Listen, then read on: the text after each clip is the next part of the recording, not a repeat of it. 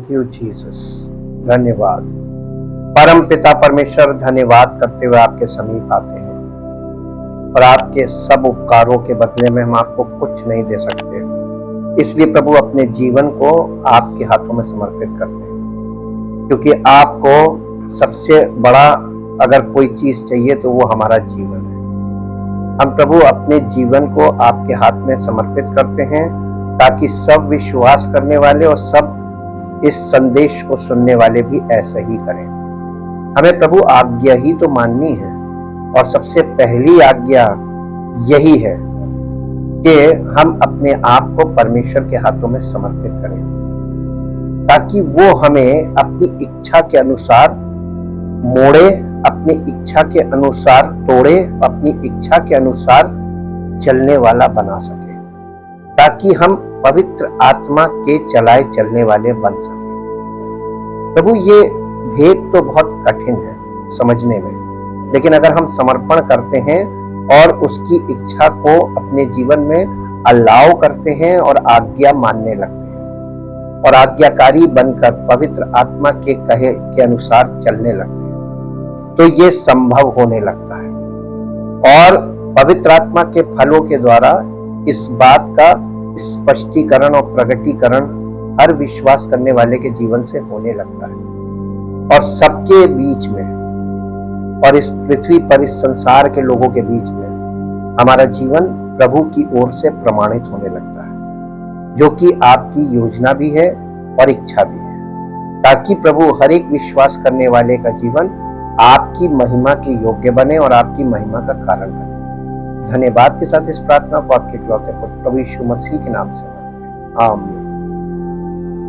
सबको जय मसीह की। परमेश्वर का धन्यवाद करते हैं इस उत्तम समय के लिए, और परमेश्वर के पवित्र वचन को सुनने से पहले हम परमेश्वर के वचन पर हमको कितना ध्यान देना है, क्योंकि परमेश्वर हमसे कब क्या कह रहा है और अपनी इच्छा को वचन के द्वारा और पवित्र आत्मा के द्वारा हम पर प्रकट कर रहा है, उसको पहले तो हम समझें और फिर परमेश्वर की योजना को अपने जीवन में रिसीव करें और पवित्र आत्मा को अवसर दें कि वो उस योजना को हमारे जीवन में क्रियान्वित करे और हमारा जीवन लोगों के बीच में परमेश्वर की महिमा को प्रकट करने वाला बने। आज हम शुरू करेंगे, जैसा कि हमने कल देखा था कि शारीरिक और आत्मिक दो मनुष्यों के रूप में अब्राहम के दो बच्चे और दो वाचाओं के द्वारा प्रकट हुए, और हाजिरा जो पुरानी वाचा को दिखाता है उसके द्वारा इस्माइल उत्पन्न हुआ, शरीर के द्वारा उत्पन्न हुआ, शारीरिक बच्चा था, और सारे जो नई वाचा को प्रकट करती है उसका रिप्रेजेंटेशन है, वो नई वाचा के अंतर्गत इजहाक उत्पन्न हुआ, और इजहाक परमेश्वर की इच्छा और योजना के अनुसार उत्पन्न हुआ। शारीरिक बच्चा नहीं था, शरीर के द्वारा उत्पन्न नहीं हुआ। ये हमने वहां पर अब तक देखा और समझा है। आज हम इसी विषय में आगे बढ़ेंगे। अब्राहम जब 86 वर्ष का था तब उसकी पत्नी की दासी हाजिरा से इस्माइल का जन्म हुआ। उत्पत्ति की पुस्तक 16 अध्याय का 15 और 16 पद पढ़ के हम इस बात की पुष्टि देखेंगे। उत्पत्ति की पुस्तक 16 अध्याय का 15 और 16 पद। जी, हाजिरा को अब्राहम के द्वारा एक पुत्र हुआ, और अब्राहम ने अपने पुत्र का नाम जिसे हाजिरा ने जन्म दिया था इस्माइल रखा। तब हाजिरा ने अब्राहम के द्वारा इस्माइल को जन्म दिया। उस समय अब्राहम 86 वर्ष का था, अभी उसका नाम भी नहीं बदला है, अब्राहम ही है। अब देखिए 75 वर्ष में परमेश्वर ने बुलाया, वो परमेश्वर की इच्छा के अनुसार चलने लगा और परमेश्वर के मार्गों में आगे बढ़ने लगा। तो परमेश्वर ने सबसे पहले उसने अपनी एक इच्छा प्रकट की कि मेरे पास वंश नहीं है, संतान नहीं है, और मेरे पास धन दौलत सब चीजें हैं। तो परमेश्वर ने उससे कहा कि मैं तेरे वंश के द्वारा पृथ्वी के सारे कुलों को आशीष दूंगा, ऐसा वंश दूंगा जिसके द्वारा पृथ्वी के सारे कुल आशीष पाएंगे। ये परमेश्वर ने वायदा किया था। और उसी के हम बाद में देखते हैं ये बात 15 अध्याय में परमेश्वर ने उसके साथ वाचा बांधी है। और 16 अध्याय में हम देखते हैं कि पति पत्नी ने मिलकर एक योजना बनाई और इस्माइल को जन्म दिया और एक पुरानी वाचा को आगे करके उन्होंने एक शारीरिक बच्चे को जन्म दे दिया, जिसको कहते हैं कि मनुष्य ने अपनी युक्ति से संतान को उत्पन्न कर लिया, जैसा कि आज भी लोग कर रहे हैं। ये मनुष्य की प्रवृत्ति है। लेकिन परमेश्वर की ओर से जो वायदा किया गया था और जिस वंश का परमेश्वर ने वायदा किया था वो नहीं हुआ। परमेश्वर ने इस बच्चे को एक्सेप्ट भी नहीं किया और परमेश्वर ने अब्राहम के साथ वाचा बांधी। ये वाचा 15वें अध्याय में आपको मिलेगी। ये 15वें अध्याय में वाचा मिलेगी। और वाचा ये थी, वाचा का मतलब क्या होता है? वाचा का अर्थ, परमेश्वर ने अब्राहम के साथ क्या वाचा बांधी? वाचा दो व्यक्तियों या दो समुदायों के बीच गठबंधन किया जाना है, जैसे कि पति पत्नी के बीच वैवाहिक जीवन से विवाह के द्वारा एक दूसरे का साथ निभाने की वाचा बांधना और फिर उसे निभाकर साबित करना। ये एक प्रकार का अनुबंध या अग्रीमेंट है। इसमें दोनों पक्षों की सहमति व स्वीकृति अनिवार्य है। सहमति और स्वीकृति दोनों चीज चाहिए होती है। ये अनुबंध के अनुसार जीवन का आरंभ है। यानी बिना वाचा के जो संबंध होते हैं वो अनैतिक संबंध कहलाते हैं। और वाचा के द्वारा जो संबंध शुरू होता है वो बिल्कुल सही संबंध होता है और वो उसमें इस बात के लिए यानी सामाजिक तौर पर वो एकदम सही माना जाता है, कानूनी तौर पर भी वही सही माना जाता है। अनुबंध की प्रामाणिकता के लिए एक चिन्ह ठहराया जाता था। अतः अब्राहम की खलड़ी का खतना परमेश्वर के द्वारा अब्राहम से बांधी गई वाचा का चिन्ह है, जो कि अब्राहम और उसके वंश के शरीर में पाया जाता है। जब अब्राहम का खतना हुआ उस समय उसकी आयु 99 वर्ष की थी और उसके पुत्र इस्माइल की आयु 13 वर्ष की थी और दोनों का एक ही साथ खतना हुआ था, एक ही दिन में। और उन दोनों का और उसके साथ उसके घर में उत्पन्न सब दासों का खतना एक ही दिन हुआ था। उत्पत्ति की पुस्तक 17 अध्याय में आइए, उसका 22 से 27 पद तक पढ़िए। ये बात वहां पर स्पष्ट हो जाती है। तब परमेश्वर ने अब्राहम से बातें करनी बंद की और उसके पास से ऊपर चढ़ गया। तब अब्राहम ने अपने पुत्र इस्माइल को लिया और उसके घर में जितने उत्पन्न हुए थे और जितने उसके रुपए से मोल लिए गए थे, अर्थात उसके घर में जितने पुरुष थे उन सबों को लेकर उसी दिन परमेश्वर के वचन के अनुसार उनकी खलड़ी का खतना किया। कैसे किया? परमेश्वर के वचन के अनुसार किया। देखिए कितने आज्ञा मानने वाला ये व्यक्ति रहा। जी हो गया 27 तक।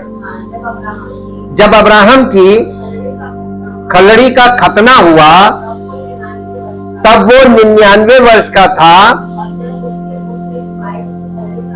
और जब उसके पुत्र इस्माइल की खलड़ी का खतना हुआ यानी एक ही दिन दोनों का, तो अब्राहम 99 वर्ष का था, वो 13 वर्ष का था। अब्राहम और उसके पुत्र इस्माइल दोनों का खतना एक ही दिन हुआ और उसके घर में जितने पुरुष थे जो घर में उत्पन्न हुए थे जो परदेशियों के हाथ से मोल लिए गए थे, सबका खतना उसके साथ ही हुआ, यानी सामूहिक खतना हुआ था। ठीक, अब यहाँ पे एक पॉइंट दिमाग में रखिएगा, सामूहिक खतना, लेकिन ये शरीर का खतना है। जब हम नई वाचा में आते हैं, हृदय का खतना, कलीसिया में क्या हो रहा है? सामूहिक हृदय का खतना हो रहा है कि नहीं हो रहा है? हम परमेश्वर पिता को, जो अब्राहम किसको दिखाता है? गॉड द फादर को, नए नियम में। तो हम परमेश्वर के परिवार में जब ज्वाइन करते हैं तो हमारा जब तक हृदय का खतना नहीं होगा, हम परिवार को ज्वाइन नहीं कर सकते, हम उस परिवार के सदस्य नहीं हैं। तो वाचा के द्वारा आप देखिए कि परमेश्वर के साथ वाचा पूरी करने के बाद हम उसमें पूरी तरीके से काउंट किए जाते हैं उसके परिवार के सदस्य के रूप में। और ये चीज यहां से हम लोगों को समझने को और देखने को मिलती है। वाचा स्थापित होने के बाद परमेश्वर ने अब्राहम से वादा किया कि परमेश्वर की ओर से उसकी पत्नी सारा के, जो कि बांझ थी, के द्वारा एक पुत्र अर्थात इसहाक उत्पन्न होगा, जिसके द्वारा परमेश्वर का वंश आगे बढ़ेगा। इसी कारण इसहाक के बड़े बेटे एसाव को छोड़ परमेश्वर ने छोटे बेटे याकूब को चुना था। वहां पर भी देखिए, इसहाक के बेटों में भी देख लीजिए, बड़े को नहीं, वो शरीर से उत्पन्न हुआ, उसमें दोनों एक साथ उत्पन्न हुए थे। लेकिन परमेश्वर ने दूसरे फेज में, नई नियम का दूसरा फेज वहां पर दोनों बच्चों में दिखाया कि जब हम बॉर्न अगेन हो जाते हैं, उसके बाद दो पर्सन वहां पे दिखाए हैं, इसहाक के दोनों बच्चे के गर्भ से ही लड़ने शुरू कर देते हैं, और वो शारीरिक मन और आत्मिक मन का प्रतीक है वो दो बच्चे। और ये शारीरिक मनुष्य और आत्मिक मनुष्य का प्रतीक है अब्राहम के दोनों बच्चे, इसहाक और इस्माइल। तो यहां से देखिए हम कितने आराम से नई वाचा को समझ सकते हैं देखकर दो व्यक्तियों के रूप में। अब देखिए भजन संहिता 78 अध्याय निकालिए और उसका 78 अध्याय का 5 से 8 पद तक पढ़ेंगे। उसने तो याकूब में एक चितौनी ठहराई और इस्माइल में, इज़राइल में एक व्यवस्था चलाई, जिसके विषय उसने हमारे पितरों को आज्ञा दी कि तुम इन्हें अपने अपने बाल बच्चों को बताना कि आने वाली पीढ़ी के लोग, अर्थात जो बच्चे उत्पन्न होने वाले हैं, वे इन्हें जाने। क्या व्यवस्था? 10 आज्ञाएं ये परमेश्वर की ओर से दी गई थी, याकूब के वंश को दी गई थी, क्योंकि ये सब बिगड़ गए थे। तब परमेश्वर ने इनको जंगल के मार्ग में सिखाया और चलाया और वहीं पर उन्हें व्यवस्था दी जी। और अपने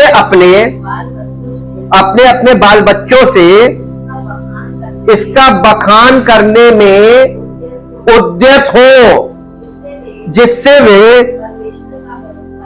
जिससे तुम्हारे बच्चे तुम्हारे ऊपर या अपने ऊपर या अपनी काबिलियत पे या तुम्हारे भरोसे, तुम्हारे ऊपर भरोसा न रख के परमेश्वर पे भरोसा रखना सीखें। आज के परिवारों में देखिए बच्चे किस बात पे भरोसा कर रहे हैं? किसी का भरोसा परमेश्वर पे नहीं है। कारण किसी भी परिवार में परमेश्वर की इच्छा और योजना के अनुसार चलने वाले माता पिता नहीं है, इसलिए बच्चे नहीं है और फिर उनके बच्चे भी नहीं। 3 पीढ़ियां एक साथ नष्ट हो रही हैं जी, जिससे वे परमेश्वर का भरोसा रखें और परमेश्वर के बड़े कामों को भूल ना जाएं। हमारे जीवन में जब आपने कलीसिया को ज्वाइन किया था, परमेश्वर ने कितने बड़े बड़े काम किए, जब आपके पास ज्यादा सेंस थी परमेश्वर के विषय में। और आज थोड़ी सी समझ जब लोगों में आने लगती है तो वो परमेश्वर से आगे खड़े हो जाते हैं, पवित्र आत्मा का ही विरोध करने लगते, वचन का ही विरोध करने लगते, बिल्कुल अनजाने में। उनको ये चीज एहसास नहीं होती है कि हम कर क्या रहे हैं जी। और अपने पितरों के आगे देखिए वार्निंग में क्या लिखा, अपने पितरों के समान ना हो, क्योंकि उस पीढ़ी के लोग, देखिए 2 पीढ़ियां एक साथ दिखाई जाती हैं, हम और हमारे बच्चे। परमेश्वर हमारे दोनों के बीच में बात कर रहा है कि अगर हमको परमेश्वर की आज्ञाएं हैं और हम उनको मान रहे हैं तो हम बच्चों को भी सिखाएं, अपने बच्चों को। और अगर हम मान नहीं रहे हैं तो हम बच्चों को नहीं सिखाएंगे। अगर हम नहीं चल रहे तो हमारे बच्चे चलेंगे नहीं। हम बच्चों से मुंह से बोल रहे हैं तो बच्चे भी हमको मुंह से बोल के ही जवाब देंगे। परमेश्वर की आज्ञाओं को मुंह से नहीं बोलना है, उन पर अमल करके बच्चों को दिखाना है, ताकि बच्चे भी आपके पीछे पीछे वैसे ही करें। बच्चे जो आपको जैसा देखते हैं ना, आप किस तरीके से बात कर रहे हैं, किससे क्या बात कर रहे हैं, बच्चे सुन रहे हैं और बच्चों के माइंड में वो एस्टैब्लिश होता रहता है। और कुछ समय बाद आपको वही बातें पलटकर वो बोलेंगे कि तुम भी तो करते हो, तुमने भी तो ऐसा किया, तुमने भी तो ऐसा बोला था। ये आप चाहते हैं कि अगर आपके बच्चे ऐसा आपसे ना बोलें तो आपको अपने आप को इतना सही रखना है कि आपके बच्चे आपके अनुसार ही करें, बोले और चलें। जी। और उन्होंने देखिए, पहले की पीढ़ी के लिए परमेश्वर क्या कह रहा है, उन्होंने अपना मन स्थिर ना किया और ना उनकी आत्मा परमेश्वर की ओर सच्ची रही, यानी परमेश्वर के प्रति वो सच्चे नहीं थे पहली पीढ़ी के लोग। तो दूसरी पीढ़ी और खराब हो गई। ये याकूब के बाद का बता रहे हैं। मसीहत में क्या होता है, एक व्यक्ति मन फिराता है और किसी परिवार से एक व्यक्ति निकल कर आता है, लेकिन उसके घर में जाके देखिए अव्यवस्था पहले से ज्यादा बुरी हो जाती जब वो कलीसिया ज्वाइन कर लेता है। ये नहीं होना चाहिए। इसका मतलब वो विश्वास में नहीं बढ़ रहा है, वो किसी प्रकार की एक्टिविटी में बढ़ गया। उसका मेंटल डेवलपमेंट तो हुआ लेकिन उसका स्पिरिचुअल डेवलपमेंट नहीं हुआ। जी नहीं, बस ये यही तक था। 8वां पद इंग्लिश में पढ़ दो बेटा। एंड माइंड, नहीं फिर से, and might not be as their fathers a stubborn and rebellious generation, a generation that set not their hearts aright, not prepared their hearts to know God, and whose spirits were not steadfast and faithful to God. ऐसे लोगों की आत्मा कभी भी परमेश्वर के लिए विश्वास योग्य और आज्ञाकारी नहीं बनेगी। जैसे याकूब के बाद के वंशों में हम देखेंगे कैसे रिबेलियस हो गए थे। रिबेलियस का मतलब बलवा करते थे परमेश्वर के विरोध में, परमेश्वर के विरोध में बातें करते थे। वो वचन को फिजिकली बोलते थे और फिजिकली चाहते थे परमेश्वर उनकी फिजिकली उन बातों को एक्सेप्ट करे जो वो कर रहे हैं, जो परमेश्वर नहीं करता। परमेश्वर ने याकूब को स्पिरिचुअल सीड के रूप में आगे बढ़ाया था और उसके बाद उसके आगे क्या हुआ इसको हम लोग आगे चल के देखेंगे। लेकिन अभी यहीं तक देखें तो हम देखते हैं कि अगली जनरेशंस में कितना गड़बड़ हो गया था। वही काम कलीसिया के द्वारा हुआ, पहली सदी की कलीसिया से। अब आप देखिए पीछे जाके कितने जनरेशंस आगे बढ़ गए हम, तो आज हम कहां खड़े हैं स्पिरिचुअली। बिल्कुल वही हालत है जैसे वो सब मिस्र में गुलाम हो गए थे। संसार में और संसारिकता में सब लोग, सब विश्वासी गुलाम बने हुए फिजिकली और फिजिकल लाइफ जी रहे हैं, सांसारिक जीवन जी रहे हैं और कोई भी स्पिरिचुअल वे में नहीं है। देह और आत्मा के बीच हमारी लड़ाई क्या है, इसको समझना बहुत जरूरी है। देखिए पुराने नियम में हम देखते हैं और नए नियम में आके फिर उसको टैली करते हैं। What is our battle between the flesh and the spirit? आत्मा और शरीर यानी फ्लैश एंड स्पिरिट की क्या लड़ाई है और इसका हमारे जीवन में क्या संबंध है, हम इसको आज थोड़ा सा देखेंगे। The battle of the flesh and spirit. What I am going to talk about is war. हम वॉर के विषय में बात करने जा रहे हैं, युद्ध के विषय में बात करने जा रहे हैं। मैं जिस बारे में बात करने जा रहा हूं वो युद्ध है, लेकिन राष्ट्रों के बीच युद्ध नहीं बल्कि प्रकृतियों के बीच युद्ध, यानी टू नेचर्स, दो स्वभाव की लड़ाई। और वो दो स्वभाव की लड़ाई कहां हो रही है? हर विश्वासी के अंदर ये दो स्वभाव की लड़ाई चलनी चाहिए और अगर चल रही है very good, you are on the way, you are on the right track. ये दो स्वभाव हर विश्वासी के अंदर लड़ेंगे और इन्हें ये वाली स्टेज होना जरूरी, ये भी एक चिन्ह है। अर्थात मांस और आत्मा यानी फ्लैश एंड स्पिरिट, और मांस और आत्मा यानी कि पुराना और नया मन, पुराना मन और नया मन, मृत और जीवित। एक पुराना मन है जो मृतक है और एक नया मन है जो जीवित है। इन दोनों के बीच ये टू नेचर्स, ये दो स्वभाव की लड़ाई है और ये हमारे अंदर एक युद्ध है और ये होना आवश्यक है। लेकिन ये एक लड़ाई है और इसे उद्देश्य और संकल्प के साथ लड़ा और जीता जाना चाहिए तो ये। लेकिन आज हम इसको कैसे देखते हैं और हम इसमें क्या कर रहे हैं? वास्तव में हमारे अंदर दो प्रकृतियां यानी दो नेचर रहते हैं।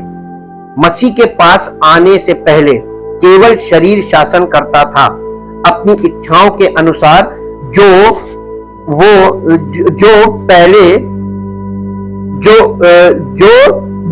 अनुसार जी रहा था।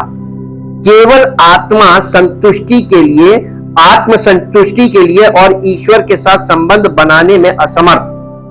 जब हम मसीह के पास आए तो पौलुस हमें बताता है कि गलातियों की पत्री उसका 4 अध्याय उसके 6 पद में पौलुस हमें बता रहा, पढ़ दीजिए जरा, गलातियों की पत्री 4 अध्याय का 6 पद। The book of Galatians chapter 4 verse 6। गलातियों की पत्री 4 अध्याय उसका 6 पद जी।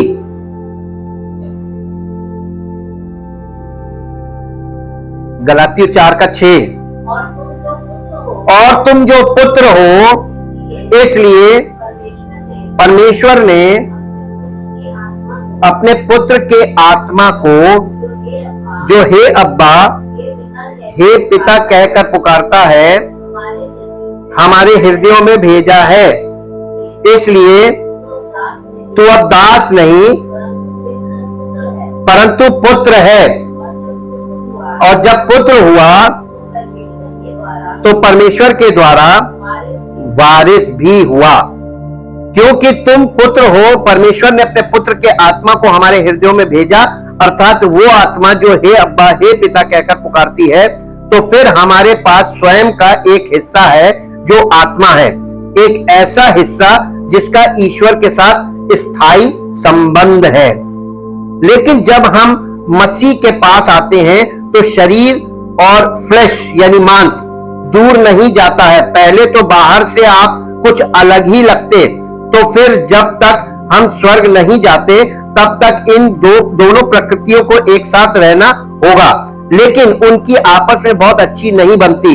शरीर अभी भी अपनी इच्छाओं को संतुष्ट करना चाहता है, जबकि आत्मा ईश्वर के करीब आना चाहती है।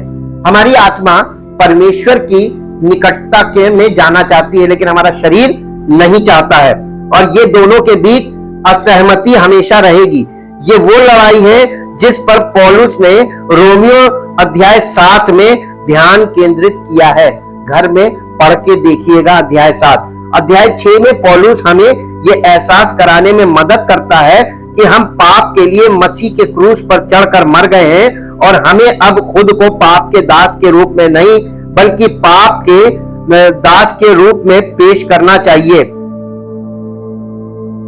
सहीपन का गुलाम, ये कहना आसान है लेकिन करना आसान नहीं है, और पौलुस ये जानता है। इसलिए यहाँ वो दो प्रकृतियों की तुलना करता है जो हमें शरीर को हराने और आत्मा को श्रेष्ठता देने का एक तरीका दिखाता है।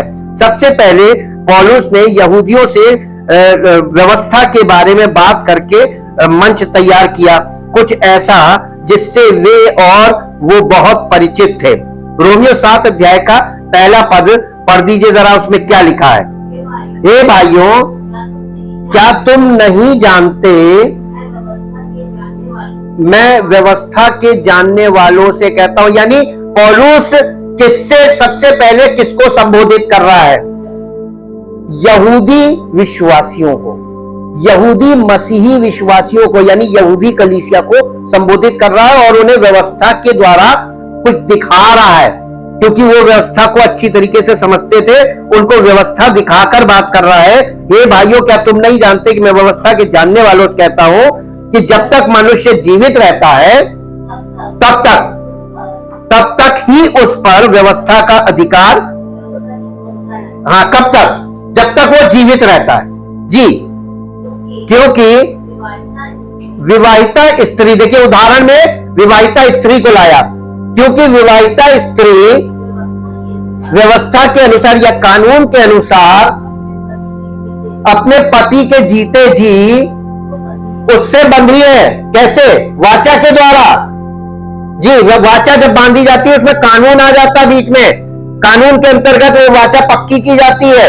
आप कोई भी एग्रीमेंट करिए, आज आपका एग्रीमेंट दो प्रकार का है। एक पर्सनल एग्रीमेंट है, लिखित में आप कर लीजिए, लेकिन उसको रजिस्टर्ड ना कराइए कोर्ट में, तो वो एग्रीमेंट की कोई वैल्यू नहीं है। लेकिन एक एग्रीमेंट होता है जो कोर्ट में रजिस्टर्ड कर दिया जाता है और कोर्ट की ओर से आपको ये प्रमाण पत्र दे दिया जाता है कि ये अनुबंध रजिस्टर्ड है, ताकि कभी भी कुछ हो, कोई भी अनुबंध को तोड़े तो कानूनी कार्रवाई के अंतर्गत उस पर कार्रवाई की जाए। ऐसे ही विवाह भी है, कानूनी विवाह। विवाह में कानून आज के जमाने में इसलिए आ गया क्योंकि जो पर्सनल कॉन्ट्रैक्ट्स हैं, जो आपस में हम लोग अनुबंध करते हैं, अग्रीमेंट्स करते हैं, रिटर्न भी करते हैं, वो भी अम्मू जबानी करते हैं, रिटर्न करते हैं, लेकिन वो ऐसे ही टाल देते हैं और उस पर कार्रवाई नहीं हो सकती। कानून कार्रवाई तब तक नहीं करेगा जब तक वो रजिस्टर्ड नहीं होगा जी। परंतु यदि पति मर जाए तो वो पति की व्यवस्था से मुक्त हो जाती है, छूट जाती है। इसलिए यदि पति के जीते जी वो किसी और पुरुष की हो जाए तो वो व्याभिचारिणी कहलाएगी। परंतु यदि पति मर जाए तो वो उस व्यवस्था से छूट गई। यहां तक कि यदि किसी दूसरे पुरुष की हो जाए तो भी व्याभिचारिणी ना ठहरेगी। वैसे ही, अब देखिए कंपैरिजन, अगर आप इस बात को समझ गए, ऐसे ही हे मेरे भाइयों, तुम भी कैसे, कहां है आज मसीह की देह? कहां है आज मसीह की देह? कलीसिया। आज लोग सब बिना कलीसिया के सब कुछ कर रहे हैं, तो बिना कॉवेनेंट के माना जाएगा। और इसीलिए उस तरीके की स्पिरिचुअल एक्टिविटीज जो हो रही है उसको व्याभिचार बोला जा रहा है। नए नियम में बोला गया, हे व्याभिचारिणियों। ऐसी मंडलियां हैं जिनका प्रभु यीशु मसीह की देह से कोई संबंध नहीं है, वो किसी कलीसिया में परिपक्व होकर निकले नहीं है, उन्होंने खुद से अपना गोल बनाकर शुरुआत कर ली है। बहुत ध्यान से समझिएगा, नया नियम मैं आपकी बाइबल ही नहीं खोलता ताकि आप अपनी बाइबल में देखें, क्योंकि सब बाइबलों में एक ही बात लिखी हुई है जी। हे मेरे भाइयों, तुम भी मसीह की देह के द्वारा व्यवस्था के लिए मरे हुए बन गए, मरे नहीं लेकिन मरे हुए से बन गए, कि उस दूसरे के हो जाओ जो मरे हुओं में से जी उठा, ताकि हम परमेश्वर के लिए फल लाएं। क्योंकि जब हम शारीरिक थे तो पापों की अभिलाषाएं जो व्यवस्था के द्वारा थी, मृत्यु का फल उत्पन्न करने के लिए हमारे अंगों में काम करती थी। परंतु जिसके बंधन में हम थे उसके लिए मरकर अब व्यवस्था से ऐसे छूट गए हैं कि लेख की पुरानी रीति पर नहीं, वरन आत्मा की नई रीति पर सेवा करते हैं। ये पौलुस अपने विषय में बोल रहा है यहाँ पे, और पौलुस बता रहा है कि जैसे मैं, इसलिए पौल एक व्यवहारिक उदाहरण का उपयोग करता है कि मृत्यु होने पर कानून का अधिकार कैसे समाप्त हो जाता है। यदि आप पहले ही मर चुके तो आपको हत्या के लिए दोषी नहीं ठहराया जा सकता और फांसी नहीं दी जा सकती। यदि आप मर चुके हैं तो आप पर मानहानि का मुकदमा नहीं किया जा सकता, इत्यादि इत्यादि। आप पर कोई कानूनी कार्रवाई नहीं हो सकती अगर आप मर चुके। अब यहूदियों ने सोचा होगा कि कानून का पालन करने का मतलब यह है कि जब तक मैंने कुछ भी गलत नहीं किया मैं परमेश्वर की दृष्टि में ठीक था। लेकिन यीशु ने यह प्रकट किया कि कानून भौतिक नहीं है। मैं क्या करता हूं या क्या नहीं करता ये आध्यात्मिक है, ये मेरे दृष्टिकोण के बारे में है। यीशु ने घोषणा की कि कानून का पालन करके आप ईश्वर के सामने अच्छी स्थिति में नहीं हो सकते। यही इसका सार है। दूसरे शब्दों में कानून का पालन करके ईश्वर के साथ जीतने की कोशिश करना छोड़ दें, यानी नंबर गेन करना कि हम अगर कानून का पालन करेंगे तो हमें ज्यादा नंबर मिलेंगे, अंक जीतने की कोशिश करना छोड़ दें, यानी शारीरिक तौर पर क्रियाएं करना बंद कर दें, क्योंकि शारीरिक क्रियाओं के द्वारा आपको परमेश्वर कुछ भी सही नहीं कहेगा और आपको ग्रहण नहीं करेगा। हे मेरे भाइयों, तुम भी मसीह की देह के द्वारा व्यवस्था के लिए मर गए। और ये पढ़ लीजिए जो आपको मिलेगा, रोमियो की पत्री 6 अध्याय 15 से 18 पद। रोमियो की पत्री 6 अध्याय 15 से 18 पद पढ़ ले। तो क्या हुआ? क्या हम इसलिए पाप करें कि हम व्यवस्था के अधीन नहीं वरन अनुग्रह के अधीन हैं? कदापि नहीं। क्या तुम नहीं जानते ये जिसकी आज्ञा मानने के लिए तुम अपने आप को दासों के समान सौंप देते हो, यानी जिसको आप सरेंडर कर देते हैं या जिसके अनुसार आप चलने लगते हैं, आप उसी के दास हैं। अब अपने जीवन में झांक कर देखिए, आप शरीर के अनुसार चल रहे हैं, शारीरिक मन के अनुसार चल रहे हैं, या पवित्र आत्मा के द्वारा बताए गए मार्गों पर परमेश्वर के वचनों की आज्ञा मानकर चल रहे हैं। ये आत्मा के अनुसार चल रहा है जी, उसी के दास हो, चाहे पाप के जिसका अंत या रिजल्ट मृत्यु है, चाहे आज्ञाकारिता के जिसका अंत। देखिए धार्मिकता कैसे आएगी? कर्मकांड से या आज्ञाकारिता से?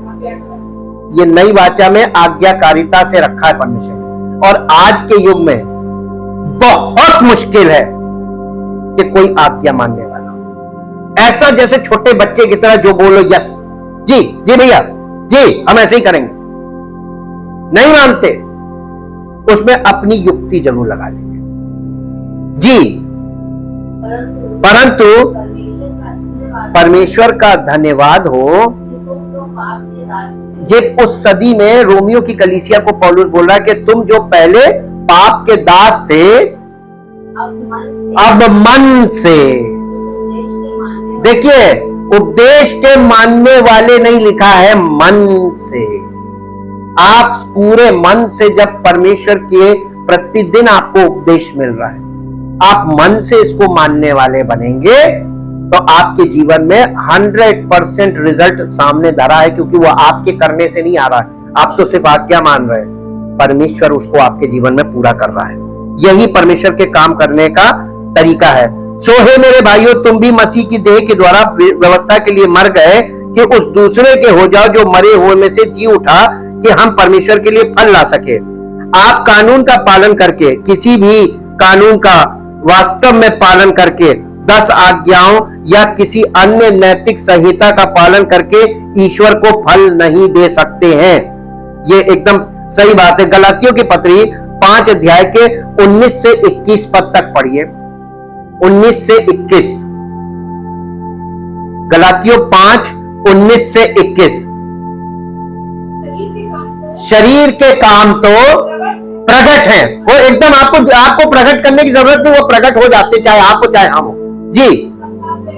अर्थात व्यभिचार, गंदे काम, लुचपन, मूर्ति पूजा, टोना, बैर, झगड़ा, ईर्ष्या, क्रोध, विरोध, फूट, विधर्म, डाह, मतवालापन, लीला क्रीड़ा और इनके जैसे, ये इनकम्प्लीट लिस्ट है, इत्यादि इत्यादि इनके जैसे और काम हैं। इनके विषय में मैं तुमसे पहले से कह देता हूं, जैसे पहले कह भी चुका हूं कि ऐसे ऐसे काम करने वाले परमेश्वर के राज्य के ना होंगे, वारिस नहीं हो सकते। इसके बाद आप पढ़ेंगे 21 तक ये पढ़ा है, 22 और 23 में आत्मा के फल लिखे हुए हैं। ये क्यों बता रहा है दोनों चीजें? ये पौलुस हमें बताता है कि हमारे शरीर का फल व्यभिचार, अशुद्धता और लुचपन है, मूर्ति पूजा और जादू टोना, घृणा, कलह, ईर्ष्या, क्रोध का आवेश, स्वार्थी, महत्वाकांक्षा, गुट बना देना और ईर्ष्या, शराबीपन, तांडव इत्यादि।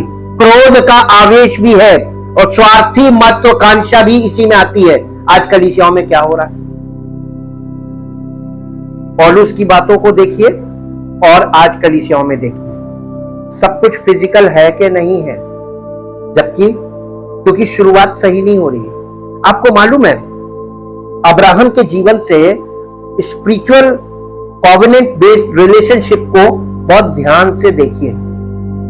परमेश्वर ने इश्माइल के पैदा होने से पहले उसके साथ वाचा बांधी थी और अब्राहम के साथ रिलेशनशिप को स्टार्ट किया था। जैसे विवाह के द्वारा आज एक परिवार की स्थापना होती है, वैसे ही आत्मिक तौर पर परमेश्वर जो आत्मा है उसके साथ एक अनुबंध के द्वारा, वाचा के द्वारा हमारा उसके साथ एक रिलेशनशिप, स्पिरिचुअल रिलेशनशिप की शुरुआत होती है। लेकिन आपको मालूम है, वाचा का आधार, वाचा पर आधारित रिश्ता, यानी दोनों तरफ से कुछ कुछ पॉइंट्स होते हैं। जैसे परमेश्वर ने उसके साथ ये कहा था, तुम मेरी आज्ञा मानना और जैसा मैं चाहूं वैसा करना, तो मैं तेरे जीवन में सब कुछ करूंगा। सिर्फ उसको आज्ञा मान के और समर्पित होकर चलना था। जैसा कि उत्पत्ति 17 अध्याय का पहला पद फिर से पढ़ दीजिए, ताकि ये आधार था वाचा का। इसको पढ़ के देखिए। जब अब्राहम, उसका खतना कब हुआ था? 99 वर्ष में। जब अब्राहम 99 वर्ष का हो गया और उसका खतना हो गया, वाचा का चिन्ह उसके शरीर में आ गया, तब यहोवा ने उसको दर्शन देकर कहा, मैं सर्वशक्तिमान ईश्वर हूं, मेरी उपस्थिति में चल और सिद्ध होता जा। यह है वाचा का परिणाम। यह कहा था उसने। और मालूम है, अब्राहम ने इस वाचा को स्थापित होने के बाद और ये वाली बात सुनने के बाद भी क्या किया था मालूम आपको? उसके शारीरिक मन ने काम किया था और इस्माइल को जन्म हुआ।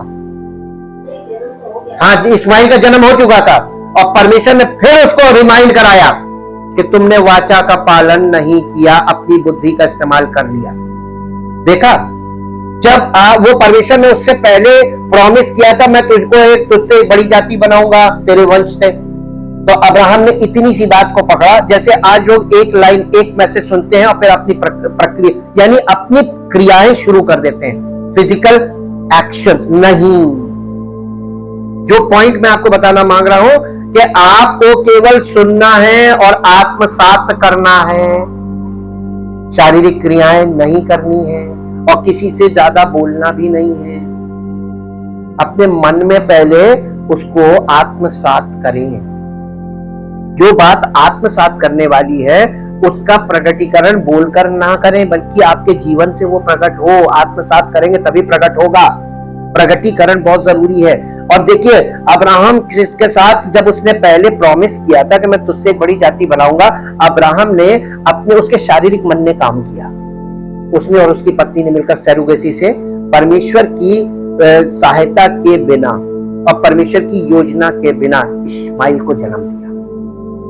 फिजिकल एक्शन आज लोग कर रहे हैं। सारे विश्वासी अपने यानी जोड़ तोड़ लगा के, बुद्धि युक्ति सब लगाकर कुछ कुछ चीजें प्राप्त करके कहते प्रभु ने आशीष दी। नहीं, परमेश्वर कभी भी कोई चीज देगा ना, उसमें आपका कोई एफर्ट नहीं होगा और आपको बैठे बैठे दे देगा,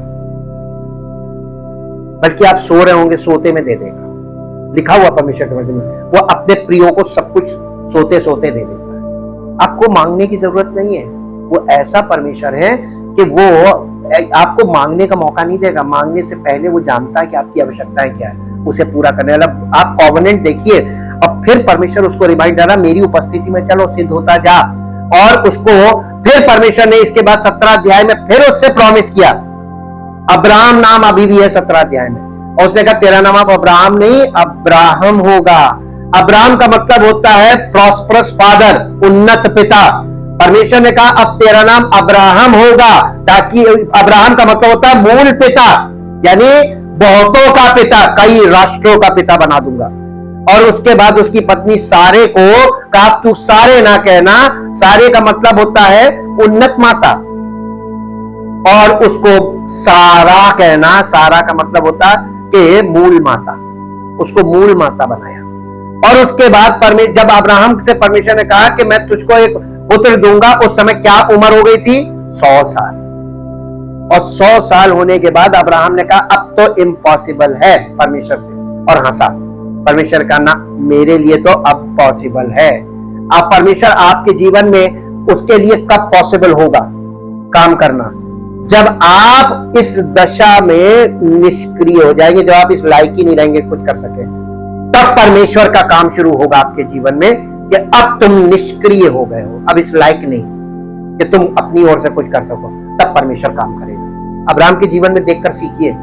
अगर आप चाहते हैं कि आप 100 साल की उम्र तक परमेश्वर को परखते रहे, उसके साथ नूरा कुश्ती करते रहे, आपकी मर्जी है, लेकिन नुकसान किसका है? उससे पहले कहीं आपका बुलावा आ गया तो आज तो 100 साल की उम्र किसी की है ही नहीं। इसलिए आज के युग के लोगों को ये पिक्चर्स रखी गई है, देखो और सीखो कि ये वाली गलती जो उसने की थी तुम मत करना।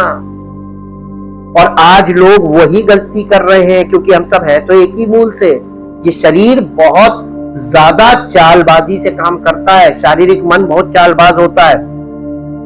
इसलिए पौलुस कलीसिया को समझा रहा है, ऐसा इसलिए क्योंकि सभी प्राणी स्वभाव से आत्म केंद्रित हैं। परमेश्वर को फल देने के लिए हमारे अंदर उसकी आत्मा का जीवित और कार्यशील होना आवश्यक है। गलातियों में पौलुस आगे कहता है 5 अध्याय के 22 और 23 में, परंतु आत्मा का फल प्रेम, आनंद, मेल, धीरज, कृपा, भलाई, सच्चाई, नम्रता और संयम है। ऐसी बातों के विरुद्ध कोई कानून नहीं है आज के युग में। यीशु ने कहा यदि कोई मुझ में बना रहे और मैं उसमें, तो वो बहुत फल लाएगा। यूहन्ना रचित सुसमाचार 15 अध्याय का 5 पद। तो यहां हमको एक चाबी मिलती है, कुंजी, अपने आप पर, अपने शारीरिक स्वभाव पर भरोसा करने के बजाय मसीह में बने रहना है। इसके बाद पौलुस हमें एक चौंकाने वाली वास्तविकता बताता है, कुछ ऐसा जो हम में से प्रत्येक को मुक्त कर देना चाहिए। यह रोमियो की पत्री उसका 5 अध्याय और उसका 6 पद पढ़िए।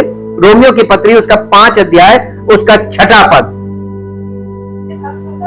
नहीं, रोमियो की पत्री 5 अध्याय का 6 पद। क्योंकि जब हम निर्बल ही थे तो मसीह ठीक समय पर भक्तिहीनों के लिए मरा। कितनी चौंकाने वाली बात है। किसी धर्मी जन के लिए कोई मरे, ये तो दुर्लभ है, परंतु हो सकता है किसी भले मनुष्य के लिए कोई मरने का भी साहस करे। परंतु परमेश्वर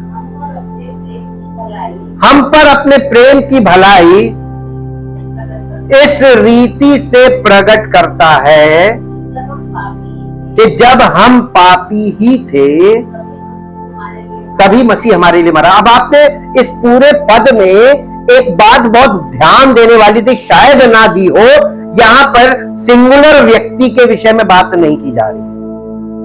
यहां पे मैं मुझ पर ऐसा नहीं आया ना, हम वर्ड आया। ये किससे बात की जा रही है? कलीसिया से। बहुत ध्यान दीजिएगा, परमेश्वर का कोई भी नई वाचा में कोई भी काम एक व्यक्ति पर नहीं होगा, इंडिविजुअल नहीं होगा। होगा कहां? सामूहिक तौर पे होगा, कलीसिया में होगा। ये याद रखिएगा।